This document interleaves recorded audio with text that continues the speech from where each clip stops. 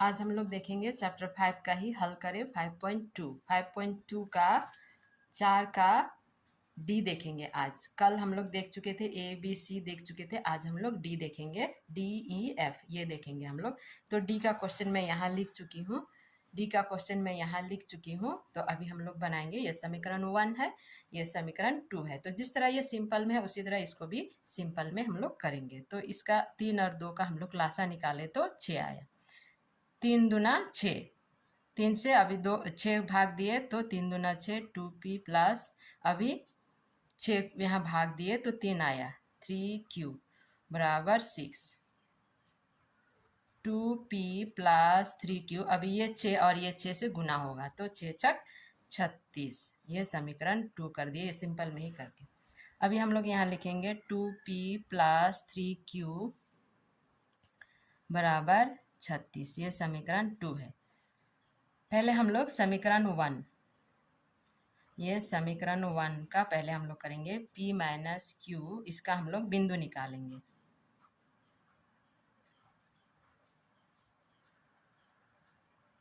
जैसे हम लोग एक्स वाई करते थे वही है, x है p और y है q। तो p यहाँ पर ऑलरेडी 3 था, ये 3, अब ये माइनस था इधर चला गया प्लस हो गया। तो हम लोग बिंदु निकालते हैं, हम लोग q का मान 0 रखेंगे तो सिर्फ जोड़ने से यहाँ पर सिर्फ 3 आ रहा है, मतलब p का मान 3 आ रहा है। तो यहाँ पर p है, ये q है, q का मान हम लोग 0 रखे और p आ गया 3। उसके बाद दूसरा फिर बिंदु हम लोग निकालेंगे, p बराबर 3 प्लस 1 रखते हैं तो 3 और 1 4, मतलब p का मान हो गया 4 और q का मान हम लोग रखे, q का मान हम लोग रखे 1। अब हम लोग दूसरा निकालेंगे, दूसरा बिंदु p बराबर 3 प्लस -1 रखते हैं, -1 रखेंगे तो हो जाता है 3 - 1 रखेंगे तो 2 हो गया, मतलब p का मान 2 हो गया और हम लोग q का मान -1 रखे। इससे पहले हम लोग को और एक चीज़ करना था, हम लोग वो नहीं किए। यहाँ पर p केवल है, यहाँ कुछ संख्या नहीं है, मतलब 1 है और यहाँ 2 है, बराबर यहाँ 1 है और यहाँ 3 है, बराबर यहाँ 3 अनुपात में कर रहे हैं हम लोग 36। तो ये 1/2 1/3 ये दोनों नहीं मिल रहा है, मतलब ये क्या है, ऐसा समीकरण क्या होता है, समाधान योग्य होता है। तो समाधान योग्य है ये समीकरण समाधान योग्य है और परस्पर क्या करें, एक ही समाधान मिलेगा यहाँ, मतलब एक बिंदु परस्पर एक दूसरे को काटेंगे। एक रेखा, मतलब रेखा चित्र जो होगा, रेखा चित्र को परस्पर काटेंगे, समाधान योग्य है और एक बिंदु रेखा चित्र को क्या करेगा, परस्पर एक दूसरे को काटेंगे, इस तरह का होगा, ये समाधान योग्य है। पहले ये काम करना था लेकिन मैं पहले ये बिंदु निकाल दी, लेकिन पहले आप लोग ये काम कीजिएगा कि ये समाधान योग्य है कि नहीं, उसके बाद ही ये बिंदु निकालिएगा। अब उसके बाद ये समीकरण 2 का देखेंगे हम लोग, ये समीकरण 2 का। अब समीकरण 2 का हम लोग बिंदु निकालेंगे, 2p प्लस 3q बराबर 36। तो और ओ आर है, और 2p बराबर 36, ये प्लस में था इधर माइनस हो जाएगा, p बराबर 36 माइनस 3q बाय ये 2 में आएगा, भागा में आएगा।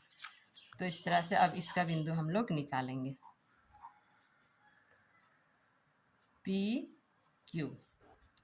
तो हम लोग q का मान हम लोग 0 रखेंगे, 36 माइनस 3, q का मान हम लोग 0 रखे तो 36, अभी 0 से 3 को गुना करने से 0 ही आएगा, तो आंसर ऊपर सिर्फ 36 आएगा। तो 2 का 2, 2 8 16, तो p का मान हो गया 18, p का मान हो गया 18 और q का मान 0 रखे थे। अब दूसरा बिंदु निकालेंगे, 36 माइनस 3 इंटू, अब हम लोग 1 रखेंगे तब भी माइनस करेंगे तो 2 से पूरी भाग नहीं जाएगा, इसलिए हम लोग 2 रख रहे हैं। तो 36 माइनस 2 तिया 6 और 2, तो 30/2, 2 एका 2, 2 एका 2, 2 पच्चे 10, तो आ गया यहाँ पर P का मान आ गया 15 और Q हम लोग रखे थे 2। अब फिर तीसरा बिंदु हम लोग निकालेंगे। 36 3 इंटू -2 रखते हैं। 36 यहाँ माइनस और ये माइनस गुना हो जाएगा तो ये प्लस हो जाएगा, 3 दूना 6, तो इसको हम लोग जोड़ेंगे तो आ जाता है 42। 36 और 6 को जोड़े 42 आया। अब 2, 2 एका 2, 2 दूना 4, 2 एका 2, तो आ गया यहाँ -2 रखने से आ गया P का मान आ गया 21 आ गया। तो इस तरह से हम लोग दोनों बिंदु को निकाले, ये 1 का भी निकाले समीकरण 1 का, और ये समीकरण 2 का भी निकाले। तो अभी हम लोग इसको ग्राफ में बनाएंगे।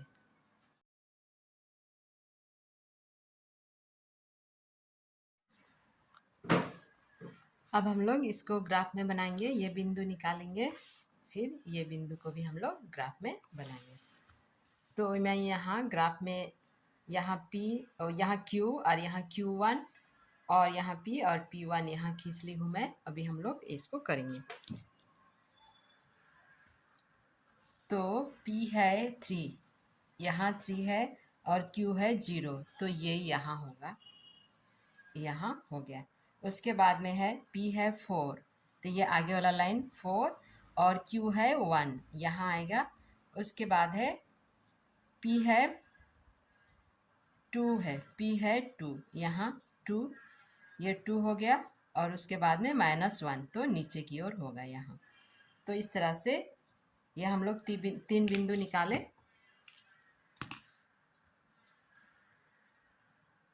अब हम इसको लाइन कर रहे हैं, इस तरह लाइन कर लिए। अब उसके बाद में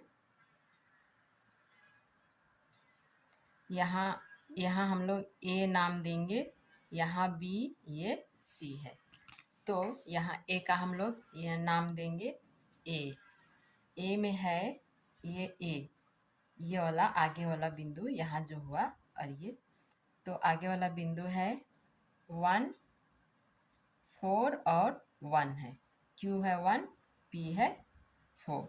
उसी तरह B का देंगे तो B है 3P और 0 है, Q है 0, C का है 2 और -1। तो इस तरह से ये बिंदु का हम लोग नाम लिखे। फिर दूसरा समीकरण का अभी हम लोग करेंगे। ये दूसरा समीकरण का हम लोग बिंदु निकालेंगे। तो P है 18, तो यहाँ से यहाँ तक हो गया 10, 10 से 5 और ये हो गया 3, 18 यहाँ हो गया। फिर Q है 0, तो इस यहीं पर बिंदु हो गया। उसके बाद में है P है 15, तो यहाँ से यहाँ 10, 10 से यहाँ 15, 15 और 2 है, तो यहाँ चला गया। उसके बाद में है तीसरा है P है 21, तो यहाँ से यहाँ 10, यहाँ से 10 और 20 हो गया, 20 और 21 यहाँ आ गया 21 और -2, तो -2 यहाँ आ गया, 1 2 यहाँ आ गया। तो हम लोग अब इसको भी लाइन करेंगे।